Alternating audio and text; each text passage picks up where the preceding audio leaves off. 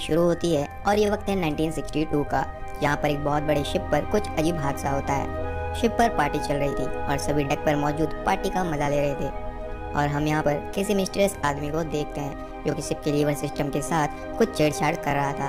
ऐसा करने पर एक वायर पूरे डेक पर खड़ी सभी लोगों को बीच से काटते हुए आर पार हो जाती है। इस भयानक हादसे में बस एक छोटी लड़की केटी ही अकेली जिंदा बच जाती है। केटी हाइट छोटी होने की वजह से वो उस वायर से बच गई थी। लोगों को बीच से ऐसा कटा हुआ देखकर वो जोर से चीखती है और सीन अब चेंज होकर प्रेजेंट टाइम में आ जाती है, जहाँ पर एक सैल्वेज क्रू एक शिप को रेस्क्यू करके किनारे पर लाती है। इसके बाद ये सभी लोग क्लब में बैठकर अपनी इस कामयाबी को सेलिब्रेट कर रहे थे। यहाँ पर इन्हें जैक फेरीमैन नाम का एक सर्विस पायलट मिलता है जो उन्हें एंटोनियो ग्रोजा नाम के एक शिप के बारे में इंफॉर्मेशन शेयर करता है जो कि सालों पहले कहीं पर गायब हो गया था। जैक उनसे कहता है कि जब ये शिप गायब हुआ था इसमें ढेर सारा सोना रखा गया था और फ्लाई करते वक्त उसने शिप को बेरिंग सी में कहीं पर देखा है। सैल्वेज क्रू डिसाइड करती है कि वो शिप को ढूंढने के लिए जाएंगे। नेक्स्ट डे जैक के साथ मिलकर ये सभी लोग बेरिंग सी की ओर निकल पड़ते हैं। डेस्टिनेशन पहुंचने पर उन्हें वहां पर कोई भी शिप दिखाई नहीं देती। सडनली उनकी बोट समंदर के बीच ही किसी चीज से टकरा जाती है एंड लकीली किसी को कोई चोट नहीं लगती। उनकी बोट एंटोनियो ग्रोजा नाम के उसी खोए हुए शिप से आ टकराई थी, जिस पे ये सब लोग अब बहुत ही खुश होते हैं। जैक और ग्रेग के अलावा बाकी सभी लोग उस शिप में चले जाते हैं। शिप के अंदर उन सभी के साथ कुछ अजीब घटनाएं होने लगती है, वो कहता है। दूसरी सुबह क्रू को पता चलता है कि शिप में एक बहुत बड़ा होल है और शिप डूब रही थी। ये लोग डिसाइड करते हैं कि 3 दिन में वो उस होल को रिपेयर करके शिप को अपने साथ ही ले जाएंगे और तुरंत काम में लग जाते हैं। शिप के अंदर घूमती हुई मॉरिन एक स्विमिंग पूल के पास आ जाती है, जहाँ पर उसे कुछ बुलेट होल्स और बुलेट शेल्स दिखती हैं। वो इससे थोड़ा सोच में पड़ जाती है। जब वो वापस ऊपर चढ़ने लगती है तभी उसके सामने केटी नजर आती है। डर के वो नीचे गिर जाती है और उसके सर पर चोट लगने की वजह से उसमें अब खून बहने लगता है। यहाँ पर हम देखते हैं कि फर्श पर पड़ा उसका खून अपने आप ही गायब हो जाता है, जैसे मानो ये सिर्फ उसे एब्जॉर्ब कर रहा हो। दोबारा देखने पर इस बार उसे वहाँ पर जैक दिखता है जो उसे बाहर निकालता है। इन दोनों के यहाँ से जाने के बाद स्विमिंग पूल अब खून से भर जाता है और खून में बहुत सारी लाशें फ्लोट कर रही थी। दूसरी ओर मर्फी कैप्टन के रूम को एक्सप्लोर कर रहा था, जहाँ पर उसे एक वाइन से भरी हुई ग्लास मिलती है। जैसे ही उसे पीने के लिए उठाता है उसे सामने आईने में खुद की जगह कैप्टन वाइन पीते हुए दिखता है। ये देखकर वो डर जाता है और उसके हाथ से वाइन की ग्लास नीचे गिर जाती है। सीन वापस मॉरिन और जैक पर आती है जो लॉन्ड्री रूम से होते हुए इंजन रूम के दरवाजे खोलते हैं। दरवाजा खोलते ही पानी की एक तेज लहर दूसरी ओर से आकर उनसे टकराती है, जिसमें बहुत सारी लाशें थी और दोनों बहुत डर जाते हैं। वापस जाने के लिए जब ये लोग पीछे जाते हैं तो देखते हैं कि जहाँ से ये लोग आए थे वो डोर अब लॉक हो गया है, तो अब ये लोग अपने खोले हुए डोर के रास्ते ही आगे बढ़ जाते हैं। अब हम ग्रेग को देखते हैं जिसे फ्रांसिस्का की वॉइस सुनाई दे रही थी। फ्रांसिस्का 1962 में इसी शिप में सिंगर हुआ करती थी। जब ग्रेग इस आवाज़ का पीछा करता है तो उसे वहाँ पर कुछ भी नहीं मिलता, मगर एज एन ऑडियंस हम फ्रांसिस्का को देख पाते हैं जो उसी के सामने बैठी हुई थी। जैक और मॉरिन वापस क्रू के पास पहुँचने के लिए रास्ता ढूंढ रहे थे। उन्हें एक रूम मिलती है जहाँ पर बहुत सारा सोना रखा हुआ था। खुशी से जब दोनों बाकी के क्रू मेंबर्स को इसके बारे में बताने जा रहे थे उन्हें लॉन्ड्री रूम से कुछ आवाज़ें आती है। मॉरिन अंदर जाकर जब चेक करने लगती है तो सफ़ेद कपड़े में लिपटा कुछ हिलता है और उसका पीछा करने लगता है, जिससे वो डरती हुई कमरे से बाहर निकल जाती है। तब उसे पता चलता है कि सफ़ेद कपड़े में छिपे हुए ये उसी के साथी थे जो उनके साथ प्रैंक कर रहे थे। मॉरिन पूरी क्रू को गोल्ड के पास ले जाती है। इतना सारा सोना देखकर सब बहुत ही खुश होते हैं। वो डिसाइड करते हैं कि अब वो शिप को छोड़कर बस ये सारा सोना ही अपने साथ ले जाएंगे। वापस जाने के लिए सैंटोस बोट के इंजन को क्लियर कर रहा था, तभी वहाँ पर रखी हुई प्रोपेन की गैस सिलेंडर अपने आप ही ऑन हो जाती है। केटी जो कि ये सब देख रही थी मॉरिन को इसके बारे में वार्न करने की कोशिश करती है, लेकिन कोई यहाँ पर आकर केटी को रोक देता है। बोट के ब्लास्ट हो जाने से अब ये सभी लोग इसी शिप में फंस जाते हैं। इस हादसे के बाद अब मॉरिन को बस केटी के राज के बारे में ही जानना था और उसे ढूंढने में लग पड़ती है। क्लूज का पीछा करते हुए उसे केटी की रूम मिल जाती है।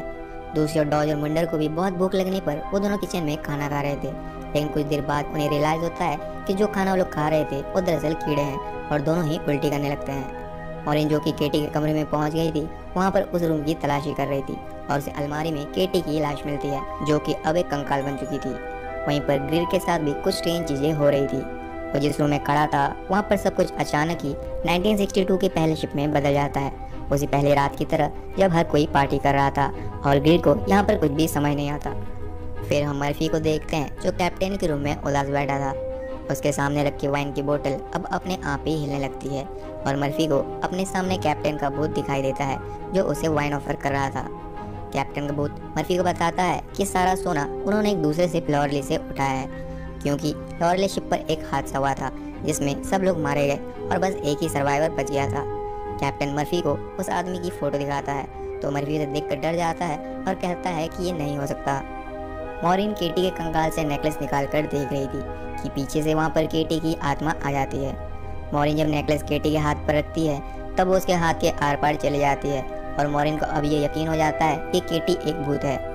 केटी मॉरिन से किसी ऐसे शख्स का जिक्र करती है जो लोगों की सोल्स यानी कि आत्माओं को कलेक्ट कर रहा है, और जब वो इसमें कामयाब हो जाएगा तब मेरी आत्मा को भी शांति मिल जाएगी। वो कुछ और बता पाए इससे पहले ही ये गोस्ट शिप केटी को डराकर भगा देती है। जाने से पहले केटी मॉरिन को इस शिप से भाग जाने के लिए कहती है।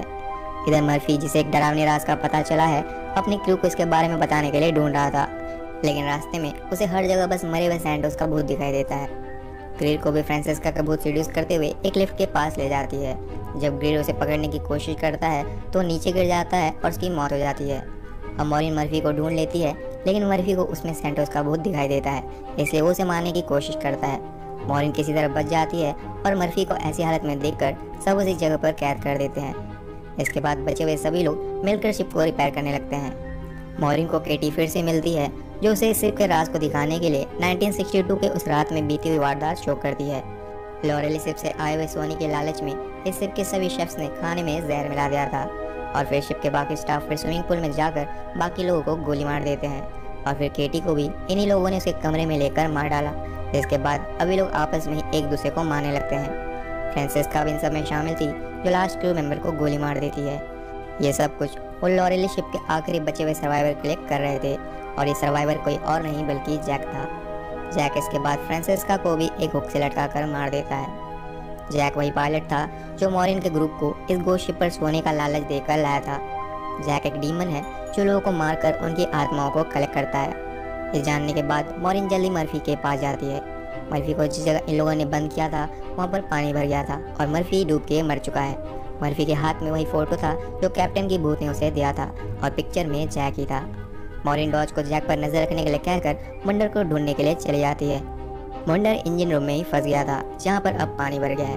इंजन अपने आप ही ऑन हो जाती है जिससे मुंडर के टुकड़े हो जाते हैं। जब पाइप्स में खून भर जाती है तो मॉरिन को पता चल जाता है कि मुंडर की भी मौत हो गई। दूसरी ओर डॉज को भी जैक की असलियत के बारे में पता चल जाता है और वो उसे गोली मार देता है। जैक को मरा हुआ समझकर वो यहाँ से चला जाता है। मॉरिन भी शिप में हर जगह अब बॉम्ब प्लांट कर रही थी। डॉज यहाँ पर आकर उसे शिप को ब्लास्ट करने से मना करता है, क्योंकि ऐसा करने से सोना भी शिप के साथ ही चला जाएगा। जब मॉरिन पर इस लालच का कोई असर नहीं होता तब डॉज का फेस बदलने लगता है, जो कि दरअसल डीमन जैक था जो किसी का भी फॉर्म ले सकता है। वो मॉरिन से कहता है कि जिस तरह से तुम बोट्स को सैल्वेज करती हो उसी तरह मैं सोल्स कलेक्ट करता हूँ, यही मेरा काम है। अगर वो शिप को डिस्ट्रॉय करेगी तो जितनी सारी सोल्स उसने आज तक कलेक्ट की हैं वो सब आज़ाद हो जाएंगी।